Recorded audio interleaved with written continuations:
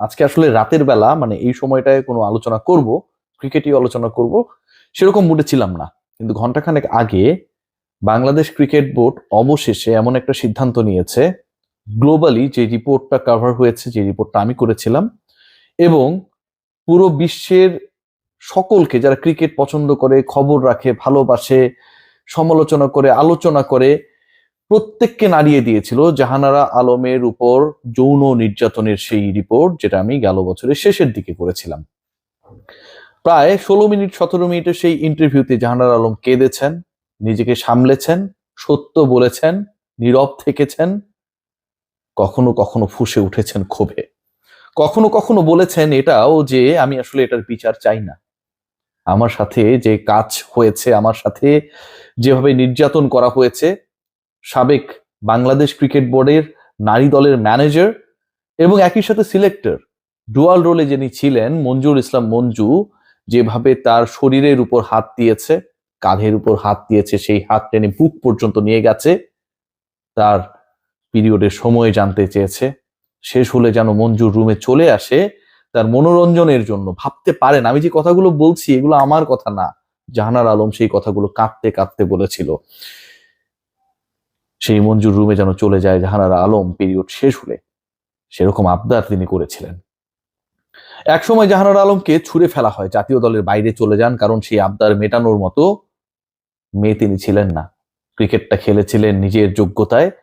একটা সময় সেই জাহানারা আলম, নির্যাতনের শিকার হওয়া জাহানারা আলম, জাতীয় দল থেকে বাদ পড়া জাহানারা আলম, মঞ্জুরদের রক্তচক্ষু, তাদের লোভ কে উপেক্ষা করা জাহানারা আলম শুধু জাতীয় দল থেকে বাদ পড়েন না, দেশটা ছেড়েই চলে যান অস্ট্রেলিয়াতে।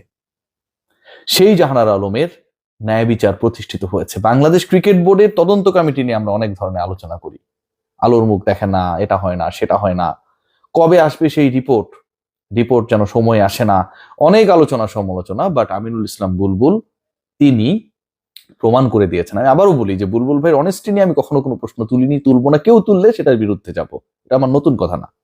অনেক কিছু, অনেক নীতি, অনেক পলিসি নিয়ে আমার অনেক ডিবেট হয়, আমার কাছে মনে হয় যে এটা ঠিক না, হয়তো ওনার কাছে ঠিক হয়, সেটা নিয়ে ডিবেট হতে পারে। আমিনুল ইসলাম বুলবুল, তার বোর্ড, আমিনুল ইসলাম বুলবুলের বোর্ডের করা তদন্ত কমিটি, যেখানটায় বিচারপতি হেডেড ছিলেন, সেই তদন্ত কমিটি, আমিনুল ইসলাম বুলবুলের ক্রিকেট বোর্ডের তদন্ত কমিটি, মঞ্জুর ইসলাম মঞ্জুর জাহানারা আলমকে হ্যারাসমেন্টের সাথে, জাহানারা আলমের সাথে মিসকন্ডাক্টের প্রমাণ পেয়েছে।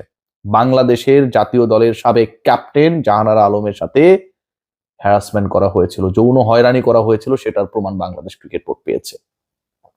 এবং এর প্রেক্ষিতে মঞ্জুর ইসলাম মঞ্জুর বিপক্ষে আইনি ব্যবস্থা বাংলাদেশ ক্রিকেট বোর্ড গ্রহণ করবে, এবং সেটা বাংলাদেশ ক্রিকেট বোর্ডের লিগ্যাল টিম অলরেডি কাজ শুরু করে দিয়েছে। কি ভয়াবহ ঘটনা, বিশ্বকে নাড়িয়ে দেয়া ঘটনা, বিশ্বের ক্রিকেটকে নাড়িয়ে দেয়া ঘটনা। ওয়ার্ল্ড ক্রিকেটার্স অ্যাসোসিয়েশন এটার সাথে জড়িয়ে পড়ে। জাহানারা আলমের সেই কান্না, বিশ্বের ক্রিকেটের খবর রাখেন এমন কেউ নেই যিনি বা যারা শোনেন নাই, এমন কোনো মিডিয়া নেই যে মিডিয়া এটাকে কাভার করে নাই। এর পরবর্তী সময় একটার পর একটা সিরিজ রিপোর্ট আমি করেছিলাম, কখনো বিকেএসপিতে গিয়ে, কখনো ক্রীড়াপল্লীতে, কখনো মিরপুরে, কখনো বিভিন্ন জায়গায়, অজ্ঞাত জায়গায় নারীরা তাদের অবস্থান বলতে চাচ্ছিলেন না, মুখ ঢেকে কথা বলছিলেন, করেছিলাম কিভাবে বাংলাদেশের নারী ক্রিকেটে ক্রিকেটারদেরকে নির্যাতন করা হয়, সেই রিপোর্টগুলো আমি একটার পর একটা করেছিলাম। আজকে জাহানারা ন্যায় বিচার পেয়েছে, কিন্তু এই প্রত্যেকটা নারী ক্রিকেটার বাংলাদেশ ক্রিকেট বোর্ডের, আমিনুল ইসলাম বুলবুলের, বুলবুল ভাইয়ের বোর্ডের অ্যাসেট। তাদের যে অভিযোগ, সেই অভিযোগের বিচারগুলো নিশ্চয়ই নিষ্পত্তি করা প্রয়োজন। অসংখ্য জাহানারা এখনো কাঁদছে, অসংখ্য জাহানারা এখনো বিচারের জন্য খুঁজছে, অসংখ্য জাহানারা এখনো সম্মানের ভয়ে হয়তো মুখ খুলছে না। তাদের মুখ খোলানো এবং এই নিপীড়কদেরকে পৃথিবীর সামনে, বাংলাদেশের মানুষের সামনে এক্সপোজ করার দায়িত্বটাও বুলবুল ভাইয়ের। সেটা কি তিনি পারবেন? আমি বিশ্বাস করি তিনি পারবেন। খেয়াল করে দেখুন যে একজন ক্রিকেটার শুধুমাত্র ওই লোলুপ দৃষ্টিতে, নির্যাতকের চোখে, যেই লোকটা তাকে কাইন্ড অফ রেপ করতে চেয়েছিল, তার রুমে নিতে চেয়েছিল, পিরিয়ড শেষ হলে সেফ টাইমে তার সাথে মনোরঞ্জন করতে চেয়েছিল, যিনি বাংলাদেশ জাতীয় দলের হয়ে একসময় খেলেছেন, মঞ্জু সাহেব, নৈতিকতার মানদণ্ডে নিচে নামতে নামতে সেই জাতীয় দলের, নারী দলের সাবেক ক্যাপ্টেনকে তিনি এই কুপ্রস্তাবটা দেন। একটা সময় পোর্ট্রে করার চেষ্টা করা হয় যে জাহানারা এই অভিযোগ করছেন অস্ট্রেলিয়ায় যেন তিনি থেকে যেতে পারেন, সুবিধা নিতে পারেন। সেই কারণে জাতীয় দলের অনেক ক্রিকেটার জাহানারার বিরুদ্ধেও সাক্ষ্য দিয়েছে, যেগুলো সত্য না। বাট যে কমিটি গঠন করা হয়েছিল, বিচারপতি যেটার প্রধান ছিলেন রুবাবাদুল মতিন, নারী উইং এর যিনি দায়িত্বে রয়েছেন, তিনিও সেখানটায় ছিলেন। তারা প্রমাণ পেয়েছে মঞ্জু নির্যাতন করেছেন, মিসকন্ডাক্ট করেছেন, ইনঅ্যাপ্রোপ্রিয়েট অ্যাটিটিউড করেছেন, হ্যারাস করেছেন। করতে পারেন না। জাহানারা আলম, আমার কাছে মনে হয় যে আজকে এই রিপোর্ট দেখার পরে, যে রিপোর্টটা বিসিবি আজকে দিয়েছে, বাংলাদেশ ক্রিকেট বোর্ড দিয়েছে, তদন্ত কমিটির রিপোর্ট দেখার পরে একটা দারুণভাবে নির্দ্বিধায় নিঃসংকোচে নিঃশ্বাস নিতে পারবে। জাহানারা আলম আজকে এই রিপোর্ট দেখার পরে মনের আনন্দে হয়তো কাঁদতেও পারবেন, যে এই কান্নাটা করার ক্ষেত্রেও তিনি সংকোচ বোধ করছিলেন যে তদন্ত কমিটি শেষ পর্যন্ত যদি সেই তদন্ত কমিটির গুলোর মতোই কাজ করে, যে দেখিলাম, ঘুরিলাম, ফিরিলাম, কোনো কিছু খুঁজিয়া পাইলাম না, সেই দুশ্চিন্তা আজকে দূর হয়ে গেছে আমার বোন জাহানারার।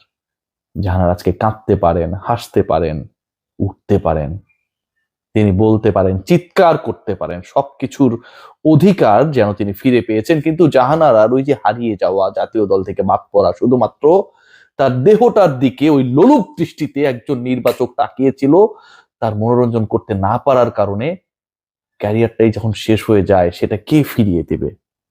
মঞ্জু ফিরিয়ে দিবে? ক্রিকেট বোর্ড ফিরিয়ে দিতে পারবে? নাকি জাহানারা তার সোনালী অতীতে ফিরে যেতে পারবেন? কোনোটাই হবে না। বাংলাদেশে আমরা বলি যে ক্রিকেটাররা কত কষ্ট পায়, বিশ্বকাপের জন্য প্রিপারেশন নিয়েছিল, তারা খেলতে পারছে না, তাদের কষ্ট আমরা বুঝি। হয়তো কোনো কোনো ক্রিকেটার এটাই শেষ বিশ্বকাপ, হয়তো কোনো কোনো ক্রিকেটার এটাই প্রথম বিশ্বকাপ, আর কখনো আসবে না। অথচ ভাবতে পারেন এই ক্রিকেটাররা, এই পুরুষ ক্রিকেটাররা এত ফ্যাসিলিটিস এর মধ্যে থেকে, এত সোশ্যালি এনকারেজমেন্টের মধ্য থেকে যখন কষ্ট পায়, সেই জায়গায় বাংলাদেশের প্রেক্ষাপটে 15 বছর আগে একজন জাহানারা উঠে আসেন, নারী ক্রিকেটার হিসেবে উঠে আসেন, সমাজের চোখ রাঙানিকে উপেক্ষা করে জাতীয় দলের হয়ে খেলার স্বপ্নটাকে বাস্তবায়ন করেন। সেই জাহানারাকে ঝরে যেতে হয়েছিল শুধুমাত্র এই জাতীয় দলে কিছু কুলাঙ্গারের কারণে। ক্যারিয়ার শেষ হয়ে গেছে, দেশে নিরাপদ বোধ করেননি, অস্ট্রেলিয়ায় চলে গেছেন, দেশে আসতেও ভয় পান। আমরা কোথায় বসবাস করছি? আমাদের চারদিকে অসংখ্য মঞ্জু এভাবে ঘুরছে, জোরপূর্বক যারা ভোগ করতে চায় আমাদের বোনদের, আমাদের মায়ের জাতদের। এদের সঠিক বিচার হওয়া দরকার। বুলবুল ভাই, আপনি অসম্ভব ভালো একটা কাজ করেছেন, ফেয়ার তদন্ত এনশিওর করে এবং সেই রিপোর্টটাকে প্রকাশ করে আরেকটা ভালো কাজ করুন। আপনাকে বাংলাদেশের মানুষ, আপনি যতদিনই থাকুন ক্রিকেট বোর্ডের প্রেসিডেন্ট, 4 বছর থাকেন, 8 বছর থাকেন, আর 4 মাস থাকেন, মনে রাখবে এই নিপীড়ককে আইনের আওতায় এনে শাস্তি এনশিওর করেন।